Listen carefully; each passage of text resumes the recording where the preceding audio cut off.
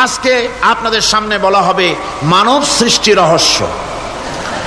আল্লাহ পাক যেহেতু সৃষ্টিকর্তা, তিনি সৃষ্টি করেছেন। আমাদেরকে কে সৃষ্টি করেছেন বলুন? সকলে বলুন, আমাদের স্রষ্টা কে? তিনি আমাদেরকে সৃষ্টি করেছেন। যেহেতু তিনি আমাদের সৃষ্টি করেছেন, সেহেতু আমাদের সঠিক রাস্তা, সঠিক পথ বলে দেওয়ার দায়িত্ব কার? সেই আল্লাহ পাকের। যেহেতু সৃষ্টি করেছেন তিনি, রাস্তা বলে দেওয়ার দায়িত্ব সেই আল্লাহ পাকের। কোরআন মাজিদে এই কথাটি অনেক জায়গায় আল্লাহ পাক বলেছেন। যেমন সূরা আল-লাইলের ভিতরে বলা হয়েছে, ইন্না আলাইনা লাল হুদা, আমার উপরে এটা দায়িত্ব, পথ কর্মপদ্ধতি পরিদর্শন করা, প্রদর্শন করা, রাস্তা দেখানো, এটার দায়িত্ব হচ্ছে আমি আল্লাহ পাকের। রাস্তা দেখাবেন কে? আল্লাহ পাক। ভাইরা আমার, আল্লাহ পাক পথ দেখিয়েছেন, আল্লাহ পাক রাস্তা দিয়েছেন। মরুভূমির ভিতরে যে রব্বুল আলামিন পথের নিশানা তৈরি করে দিলেন, যেখানে গভর্নমেন্ট রাস্তা বানাতে পারে না, মরুভূমির ভিতরে যিনি পথের নিশানা বানালেন মানুষ যেন না হারায়, যে আল্লাহ রাব্বুল আলামিন দুর্গম পাহাড়ের ভিতরে গিরিপথ তৈরি করে দিলেন মানুষ যেন হারায় না যায়। সমুদ্রের ভেতরে নাবিকরা দিনের বেলায় সূর্যের আলো দেখে পথ চলে, রাতের আধারে সে যেন গভীর সমুদ্রের ভিতরে হারায় না যায়। আল্লাহ তাই আকাশের ভিতরে তারকা মণ্ডলী খচিত করে রেখেছেন। সমুদ্রের নাবিকেরা, জাহাজের নাবিকেরা তারকা দেখে দেখে পথ নির্ণয় করে নেন। যে মাবুদ রাস্তা বানালেন জঙ্গলের ভিতরে, পাহাড়িয়া এলাকার ভিতরে, যে মহান প্রভু রাস্তা বানালেন, নিশানা বানালেন মরুভূমির ভিতরে, যিনি রাস্তা দেখায় দিলেন গভীর সমুদ্রের ভেতরে, সেই আল্লাহ রাব্বুল আলামিন। আমরা দুনিয়ার বুকে মানুষেরা অন্ধকারে মরবো, রাস্তা হবে না, এমনটি তো হতেই পারে না। আল্লাহ রাব্বুল আলামিন আমাদের জন্য রাস্তা বানায়েছেন। মহান আল্লাহ রাব্বুল আলামিন বলেন, وعلى الله قصد السبيل ومنها جائر। আল্লাহ পাক বলেন, সোজা রাস্তা, সোজা পথ বলে দেওয়ার দায়িত্ব আমি আল্লাহর। যেখানে রয়েছে অসংখ্য বাঁকা পথ, অসংখ্য বাঁকা পথ যেখানে, যে পৃথিবীতে, সেখানে সোজা রাস্তা বলে দেওয়ার দায়িত্বটা কার? জোরে বলেন কার? আল্লাহ শুধু সৃষ্টি করেন না, সৃষ্টি করেন, শিক্ষা দেন, পথ বলে দেন, পথটাও বাকি রাখেন না, পথটাও তিনি বলে দিয়ে দেন। হযরতে মূসা আলাইহিস সালামের কাছে ফেরাউন প্রশ্ন করলো, তুমি যে রবের দাবি করছো, যে একজন রব আছেন, সে রবের পরিচয় কি? তোমার সেই রব কে? হযরতে মূসা আলাইহিস সালাম যে জবাবটা দিলেন, কি সুন্দর জবাব! এক কথার ভিতরে সমস্ত কথা সন্নিবেশিত হয়ে গেছে। ফেরাউনের প্রশ্নের জবাবে রব কে, এ কথার জবাব দেওয়া যায়, হাজার হাজার পৃষ্ঠা লেখা যায়। রবকে, তার পরিচিতি। আমি যদি এখন শুধু রব শব্দের ব্যাখ্যা করি, তাফসীর করি, রাত শেষ হয়ে যেতে পারে, ইনশাআল্লাহ ব্যাখ্যা দেওয়া যাবে। কিন্তু মূসা আলাইহিস সালাম কি সুন্দর একটা জবাব দিয়া দিলেন। রবকে শোনো, রব্বুনাল্লাযী আ'তা কুল্লা শাইইন খালকাহু সুম্মা হাদা। রব হচ্ছেন সেই, আমার প্রভু হচ্ছেন তিনি, যিনি সমস্ত সৃষ্টিকে, সমস্ত মাখলুকাতকে যিনি সৃষ্টি করেছেন, আর সৃষ্টি করার পর তার চলার জন্য পথ তৈরি করে দিয়েছেন। তিনি হচ্ছেন আল্লাহ পাক, যিনি সৃষ্টি করেন আর পথের দিশা দেন। তিনি হচ্ছেন আল্লাহ পাক, তিনি হচ্ছেন রব। শুধু বানান না, বানাবার পরে তার প্রয়োজনটাও মিটায় দেন। আল্লাহ পাক সেই আল্লাহ বলছেন, খালাকাল ইনসানা আল্লামাহুল বায়ান। তিনি মানুষ সৃষ্টি করেছেন। আমি সম্ভবত দ্বিতীয় দিনে আপনাদেরকে বলেছিলাম, মানুষ বানর থেকে আসে নাই, মানুষ ওরাং ওটাং থেকে আসে নাই, মানুষ শিম্পাঞ্জি থেকে আসে নাই, মানুষ বাঁদরের গোষ্ঠী নয়, মানুষ এসেছে মাটি থেকে, আদম থেকে। মানুষের পূর্বপুরুষ হচ্ছেন হযরতে আদম আলাইহিস সালাম। মানুষের পূর্বপুরুষ কে? আদম আলাইহিস সালাম। আর মানুষের পূর্বপুরুষ হচ্ছেন আদম আলাইহিস সালাম, আর তার উৎপত্তি হচ্ছে মাটি থেকে। মানুষ এসেছে আদম থেকে, আদম এসেছে মাটি থেকে। এখন আল্লাহ পাক বলছেন যে আমি হচ্ছি তোমার স্রষ্টা, আমি তোমাকে বানাইছি। কোরআনে কারীমের কথা এভাবে বলছে, কাইফা তাকফুরুনা বিল্লাহি ওয়া কুনতুম আমওয়াতান ফাহিয়াকুম সুম্মা ইউমীতুকুম সুম্মা ইউহয়ীকুম সুম্মা ইলাইহি তুরজাউন।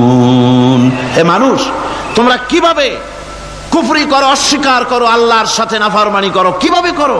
যে আল্লাহ তোমাকে, তুমি ছিলে মৃত্যু, তোমাকে আল্লাহ পাক জিন্দা করেছেন, এই জিন্দা থেকে আবার মৃত্যু করবেন, আবার মৃত্যু থেকে তোমাদেরকে জিন্দা করবেন, আবার সেই আল্লাহর কাছে তোমাদেরকে ফিরে আসতে হবে। সুতরাং মানুষ জন্মের পূর্বে সব মৃত্যু ছিল, একথা তো আজ বিজ্ঞানসম্মত কথা, বৈজ্ঞানিক সত্য কথা। মানুষ জন্মের আগে মৃত্যু ছিল। কিভাবে? মানুষের উৎপত্তি থেকে এলো, কোরআনে কারীম তা পরিষ্কার করে বলছে। তোমাকে কিভাবে সৃষ্টি করেছে তুমি দেখো। সন্তান মায়ের জরায়ুতে আসার পূর্বে সে ছিল পিতার শুক্রকীট আর মায়ের ডিম্বাণু, অর্থাৎ স্পার্মটোজন এবং ওভাম, এই দুটি জিনিসের মধ্যে সে বিভক্ত ছিল। মায়ের বক্ষপিঞ্জর এবং পিতার পৃষ্ঠদেশ থেকে সবেগে নির্গত এক ফোঁটা পানি দিয়ে আমি আল্লাহ পাক তোমাকে সৃষ্টি করেছি। কোরআনে কারীম বলছে, হাল আতা আলাল ইনসানি হিনুম মিনাদ দাহরি লাম ইয়াকুন শাইআম মাযকুরা। মানুষের জীবনে কি এমন এক সময় এসেছিল না যখন সে উল্লেখযোগ্য বিষয় বস্তু হিসাবে পরিগণিত ছিল না? তোমার নাম ছিল না, পরিচয় ছিল না, কিছুই ছিল না, দুনিয়ার কেউ তোমাকে জানতো না, শুনতো না। আমি আল্লাহ পাক তোমাকে সৃষ্টি করেছি। তুমি কোত্থেকে এলে? কোরআনে কারীম থেকে তা জেনে নাও। আল্লাহ রাব্বুল আলামিন বলেন, ইন্না খালাকনাকুম মিন তুরাবিন সুম্মা মিন নুতফাতিন সুম্মা মিন আলাকাতিন সুম্মা মিন মুদগা। আমি রাব্বুল আলামিন তোমাকে সৃষ্টি করেছি, মাটির উপাদান দিয়ে তৈরি করলাম। মা বাপের, পুরুষের স্পার্মটোজন আর মহিলাদের ওভাম দুটোতে মিলে মায়ের গর্ভের ভিতরে নাপাক পানি ফোঁটাকে জমাট রক্তে পরিণত করে দিলাম। এই জমাট রক্তকে গোশত বানালাম, কচি কচি হাড় দিয়ে একটা বডি, একটা স্ট্রাকচার তৈরি করলাম। তারপরে ফাকাসাউনাল ইযামা লাহমা, গোশত দিয়ে, রক দিয়ে, চামড়া দিয়ে সুন্দর করে ছাউনি দিয়া মায়ের গর্ভের ভিতরে আমি আল্লাহ রব্বুল আলামিন তোমাকে বানাইছি। মায়ের পেটের ভিতরে ফি কারারিম মাকিন, একটি সুরক্ষিত জায়গায় তোমাকে আমি রেখে দিলাম, যেখানে কোনো রোগ, কোনো জার্ম যেখানে পৌঁছতে পারবে না, কোনো অসুবিধা হবে না, এমন একটা জায়গায়, এমন একটা ইন্টেনসিভ কেয়ার ইউনিটের ভিতরে রেখেছি। সুবহানাল্লাহ বিহামদিহি। একটা ইন্টেনসিভ কেয়ার ইউনিট যেখানে কোনো রকমের কোনো জার্ম প্রবেশ করে বা করবার কোনো ক্ষমতা নাই কারো। এমন একটা যে একটা প্যাকেট, সুন্দর একটা প্যাকেট, একটা কভারের মধ্যে তোমাকে তৈরি করা হলো মায়ের পেটের মধ্যে। আল্লাহ পাক বলছে, খালাকাল ইনসানা আল্লামাহুল বায়ান। আমি মানুষকে সৃষ্টি করেছি। কেমনে সৃষ্টি করলাম তা তো এতক্ষণ বললাম। এইভাবে করে মানুষ সৃষ্টি করেছি। দেখো, তোমার নিজের দিকে তাকাও।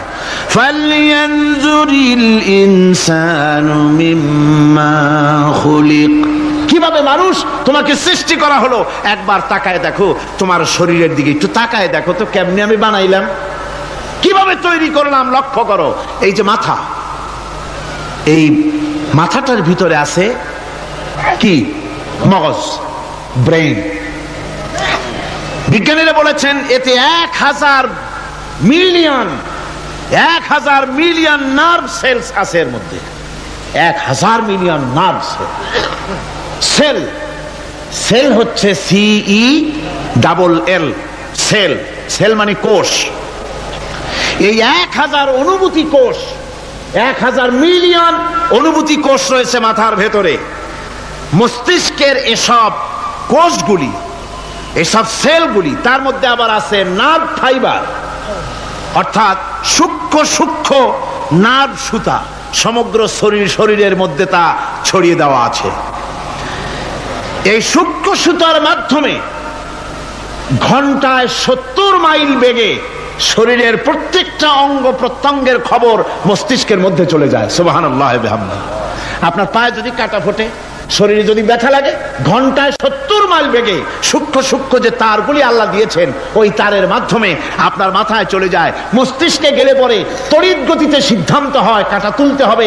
অথবা একটা সাপ দেখেছেন, সাপ প্রথম চোখ দিয়ে দেখলেন, চোখ, এই চোখের ভিতরে আপনার 130 মিলিয়ন লাইট রিসেপ্টর আছে, অর্থাৎ বিভিন্ন দৃশ্যকে, ছবিকে ক্যাচ করার মতো 130 মিলিয়ন লাইট রিসেপ্টর গ্রহণযোগ্য মেশিন রয়েছে চোখের ভিতরে। চোখ দিয়ে সাপ দেখলেন, চোখের ভিতরে রয়েছে আবার অসংখ্য তার, এই অসংখ্য তার ব্রেনের সঙ্গে জুড়ে দেওয়া আছে। চোখ সাপ দেখলো, 70 মাইল বেগে প্রতি ঘন্টায় এই খবর তড়িৎ প্রবাহের মতো মস্তিষ্কের ভেতরে চলে গিয়েছে। মস্তিষ্ক সঙ্গে সঙ্গে ডিসিশন দিচ্ছে, দৌড় মারো, অথবা লাঠি হাতে নাও, অথবা যে কোনো একটা পজিশন তাকে সাথে সাথে সিদ্ধান্ত দিয়ে দিচ্ছে। জোরে বলেন সুবহানাল্লাহ। এই অনুভূতি শক্তি যদি আল্লাহ পাক না দিতেন মানুষের শরীরে, পায়ের মধ্যে পাথর ঢুকলে, কাটা তো কাটা, পাথর ঢুকলেও টের পাইতাম না। আল্লাহ পাক এই ব্যবস্থা করে দিয়েছেন মস্তিষ্কের মধ্যে এতগুলি সেল, প্রত্যেকটা সেলের আলাদা আলাদা কাজ। সুখ, দুঃখ, ভালোবাসা, মোহাব্বত, আনন্দ, স্বাদ ইত্যাদি জিনিসের অনুভূতি মস্তিষ্কের ভেতর থেকেই হয়, এখানে সেগুলি রেখে দেওয়া হয়েছে। তারপরে রয়েছে এই মস্তিষ্কের ভেতরে মেমোরি, স্মৃতি, স্মৃতি শক্তি। দেখুন এই যে টেপ রেকর্ডারে ওয়াজগুলি রেকর্ড হচ্ছে, তাফসীর রেকর্ড হচ্ছে। কিছুদিন পর ওই রেকর্ডের উপরে আর একটা কথা যদি উঠান, তাহলে প্রথম কথা থাকবে, প্রথম গান বা ওয়াজ থাকবে, নষ্ট হয়ে যাবে। কিন্তু আল্লাহ রাব্বুল আলামিন আপনার আমার মাথার ভিতরে এমন এক ফিতা দিয়ে দিয়েছেন, এমন একটা মেমোরি ফিতা দিয়েছেন, যেই ফিতার ভিতরে হাজার হাজার, লক্ষ লক্ষ, কোটি কোটি সমস্ত কথাগুলি ধরবে, আপনি মুখস্থ করতে পারবেন। আগে যা মুখস্থ করেছেন, পরে মুখস্থ করলে পরে আগেরটা মুছে যাবে না। সুবহানাল্লাহ ওয়া বিহামদিহি।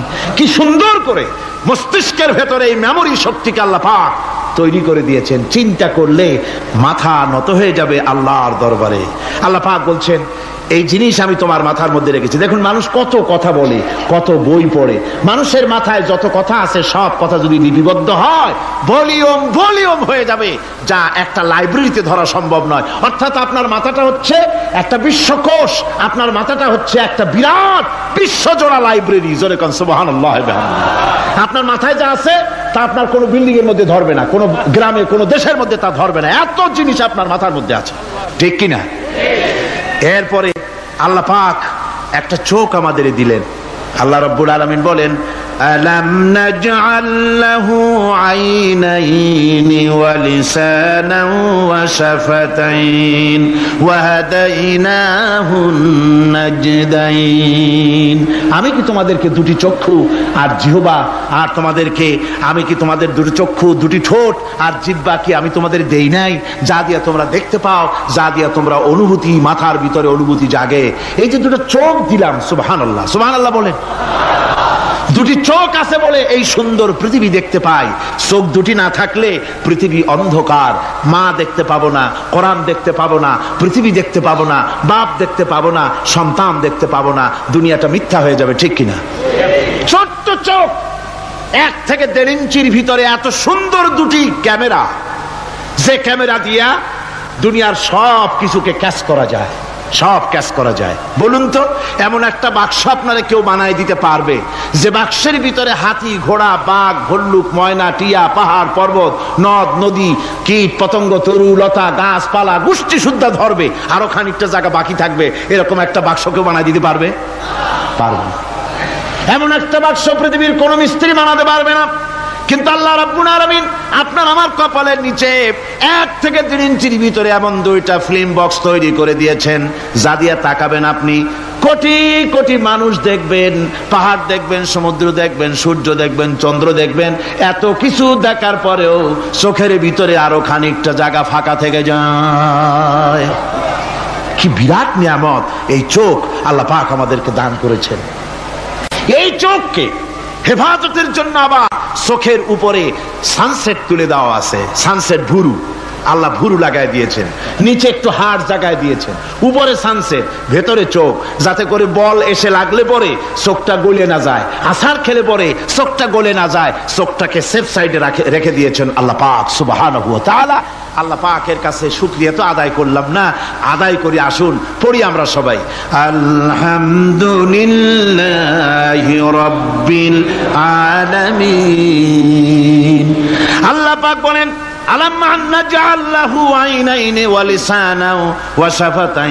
জিহ্বা দিলাম আমি তোমাকে, এই জিহ্বার ভিতরে 3000 আস্বাদন স্তর আছে। বিজ্ঞানীরা বলেছেন একটা জিহ্বার মধ্যে 3000 আস্বাদন স্তর আছে। প্রত্যেকটা স্তরের সাথে মস্তিষ্কের সাথে তার লাগানো আছে। জিহ্বায় সব জিনিসের টেস্ট নেবেন আর তার অনুভূতি, তার স্বাদটা ওখানে টের পাবে মস্তিষ্কের ভেতরে। এই জিহ্বা আল্লাহ পাক দান করে দিলেন মুখের মধ্যে। সুবহানাল্লাহি বিহামদিহি। সব রকমের স্বাদ পান না একরকম?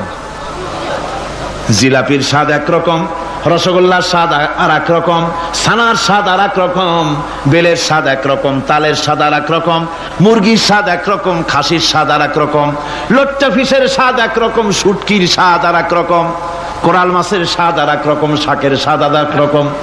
হাজার হাজার খাদ্য দ্রব্যের স্বাদ এক জিহ্বা দিয়ে আল্লাহ রব্বুল আলামিন নেওয়ার তৌফিক দিলেন। খালাকাল ইনসান, কি সুন্দর করে মানুষ বানালাম। দেখিস না, শুকরিয়া আদায় করিস না, এগুলি দেখবি আর শুকরিয়া আদায় করবি কি সুন্দর করে আমি আল্লাহ তোমাকে সৃষ্টি করেছি।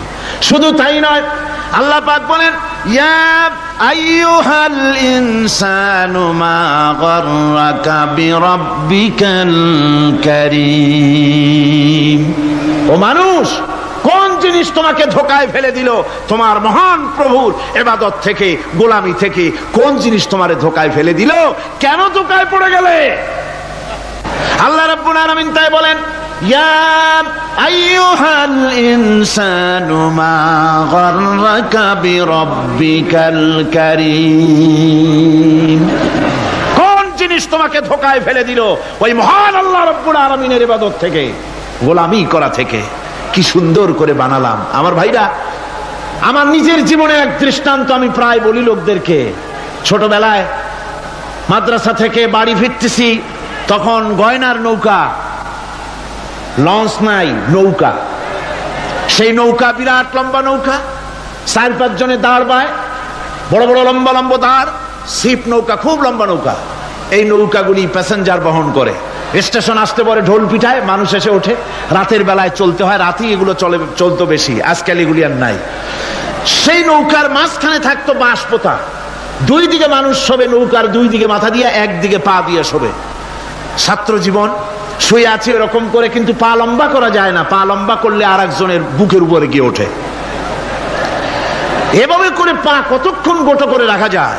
কিছুক্ষণ পর মনের মধ্যে চিন্তা জাগলো যে আল্লাহ, হাঁটুতে তো ব্যথা করতেছে, এই হাঁটুগুলি যদি নাট বল্টুর মতো মোড়ায় মোড়ায় খোলার সিস্টেম করে দিতে, তাহলে তো এখন কষ্ট হতো না।